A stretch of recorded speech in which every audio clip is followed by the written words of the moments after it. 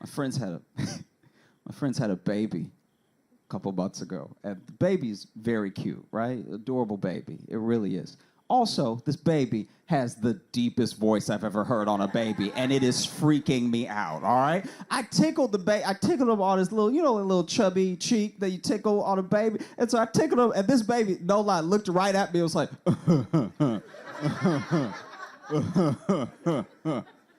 It's the only baby I've ever stopped playing peekaboo with. You know what I mean? Like, because I was like, peekaboo, I see you.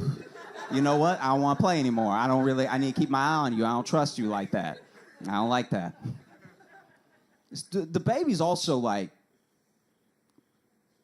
long. Like, it's a long grown baby. It's freaky. It's like, no, like it came out fully cooked. Like, this is not a baby. This is like a geriatric toddler. Like, no baby should have a leg swinging out the crib. You know what I mean? Like, that's a big baby. But I was running so fast and so hard that I knocked down this old man. And I mean, I cleared him, okay? Normally I'd feel bad, but it's the closest my little body's ever come to football, so I was pretty excited. I was like, he might be dead. Look at me go. You know?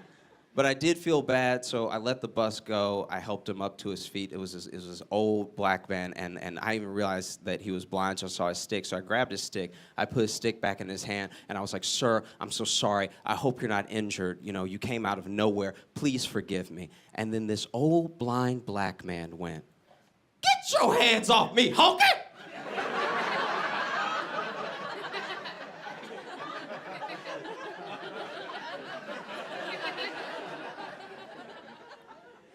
And I was like, "Sir."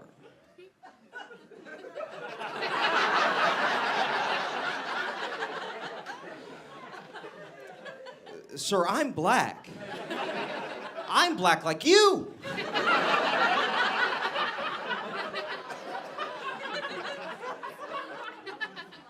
And he was like, "Nice try, cracker." Like there was nothing I could do, and I've never had to prove I was black for it, so I got mad, but then the madder I got, the whiter I sounded.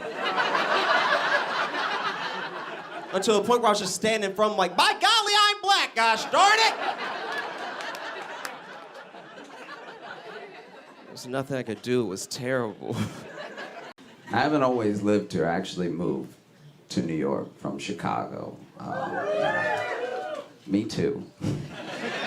And I quickly realized how proud New Yorkers are of their time. What I mean by that is how long they lived here. You know what I mean? Like people be like, "I'm a real New Yorker, dog. I've been here 8 years." And then somebody in the back that nobody was talking to goes, "Nah, man, it doesn't start till 10. Like, what are you talking about?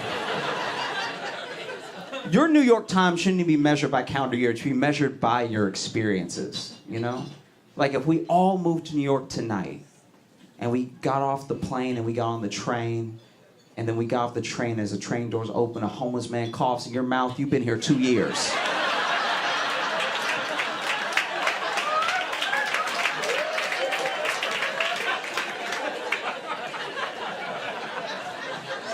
That's 2 full years right there.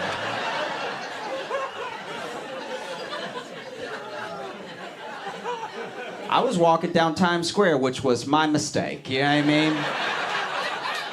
And I was walking down the street, I saw this young woman, clearly not from New York, because she was smiling very wide. She was genuinely happy. And you also could tell that she wasn't from here because she was looking up at the screens and the buildings and everything, and she was just blown away because she had seen this in movies, and it's here now in front of her. This is insane, you know? And so then she opened her mouth to say, "Wow."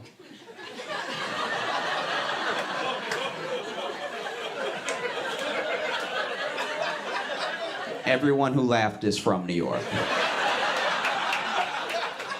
She opened her mouth to say "wow" because she was full of joy and hope and life.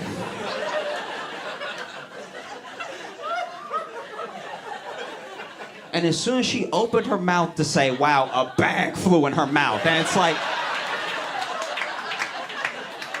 yeah, that's what happens here, all right? Were you happy? New York notice, and it's in a dirty Walgreens bag to fly halfway in your head.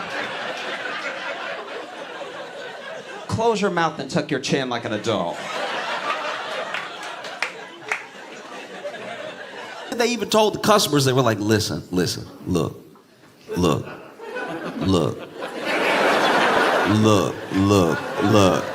Because people talk to you different when they're broke. Like when they're broke, like when somebody broke, you get 9 looks before you get to the point. Like, look.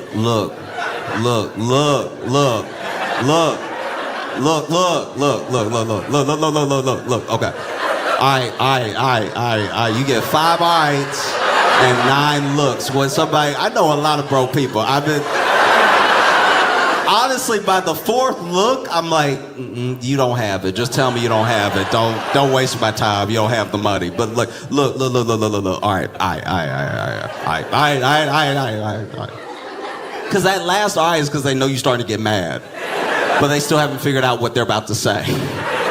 Look. All right. Look. Okay.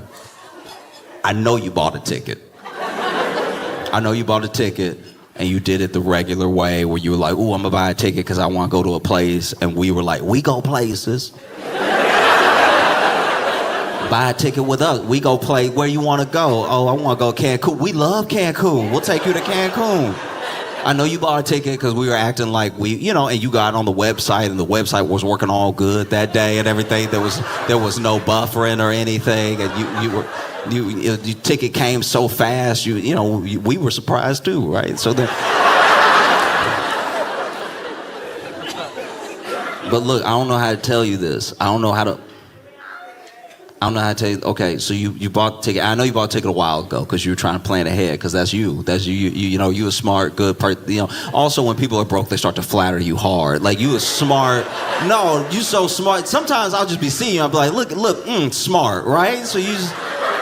Look, you're smart and you thought ahead and you bought the ticket and we sold you that ticket. We did do that. We did. We should take accountability. We did sell you what you bought from us. That was the model at the time.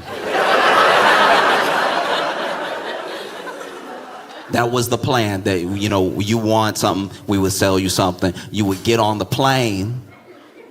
That's a big part. You would get on the plane. And then that plane would be going to Cancun anyway, so you would just be riding with them. You'd be riding with everybody who wanted to go to Cancun, right? And then you would land in Cancun and you'd be like, oh, I'm in Cancun. You would have a great time. And then you would come back on the same or different, but you would come back with a bunch of other people who wanted to get back into the United States.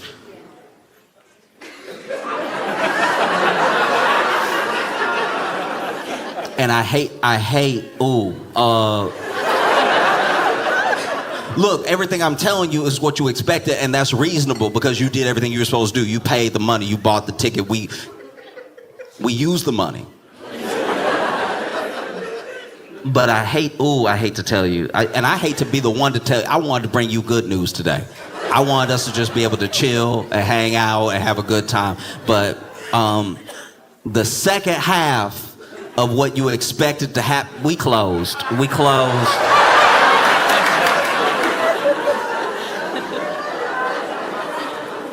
closed, and I hate it too. You know what I mean? They not paying me to talk to you right now. We closed. And so you're gonna have to find a different way back with a different airline.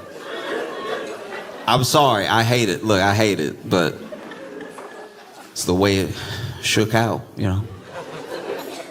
Wish we would have merged with JetBlue when we had the chance, but I'm a little man, and this thing, I'm not the smallest person you've seen, but I'm just small enough that if I was yelling at my girlfriend in public, it wouldn't bother anybody.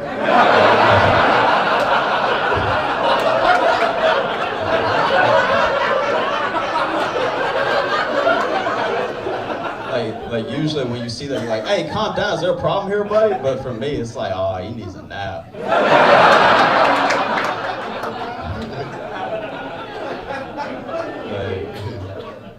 I know I'm not the only one that this is for, but I have an incredibly white voice. Everyone tells me how white my voice is. And I didn't know how white it was until really recently I came to terms with it. And this is how I know. Guys, I phone interview very well. I crush phone interviews. I hurt feelings, okay? And my name is Josh Johnson, which is basically a resume template.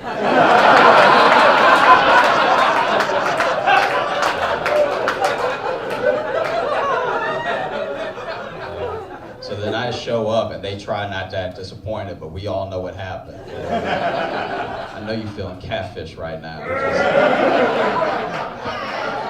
Let me start on Monday. If you're looking at me and you're like, this guy's been mugged, you be right. I'm very muggable. You need to know me. I don't know if other guys in the room do this. Help me out if you do. When you see a dude coming towards you that looks threatening, do you think in your head how you're gonna have to take him? Does that come across your mind?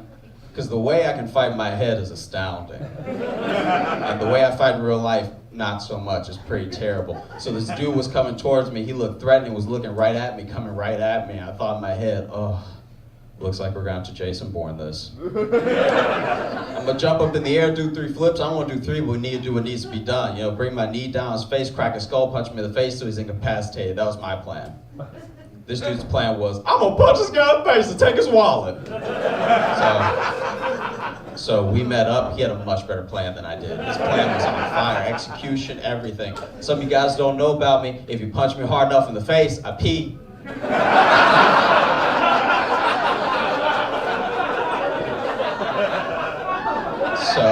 So we met up. He punched me in the face. I hit the ground, started peeing around Q. I don't disappoint, okay? Now he's trying to fit his huge muscular hand into my pocket to take my wallet, but his hand gets stuck because my pants fit. Go figure, I know. But now his hand is stuck in my pants, but he can see the pee stain getting bigger. And my pants are like, he's lifting me off the ground at this point. I weigh 125. Forget it! And he leaves.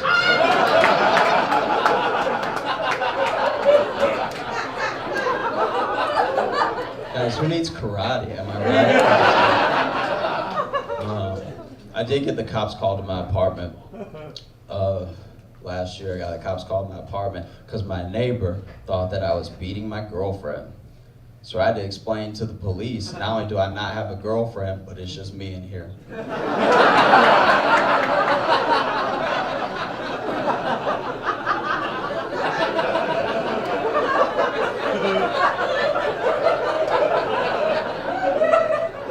Sounding crazy enough to be 2 people. And in my defense, I was losing a fight to a ceiling fan.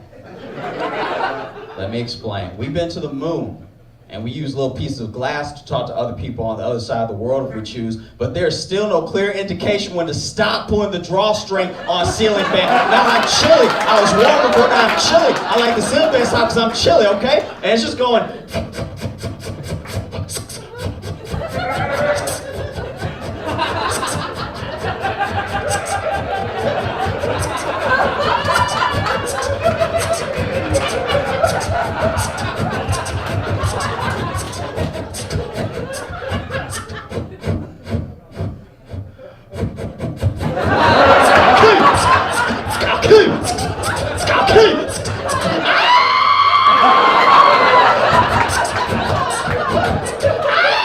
So the cops come, right?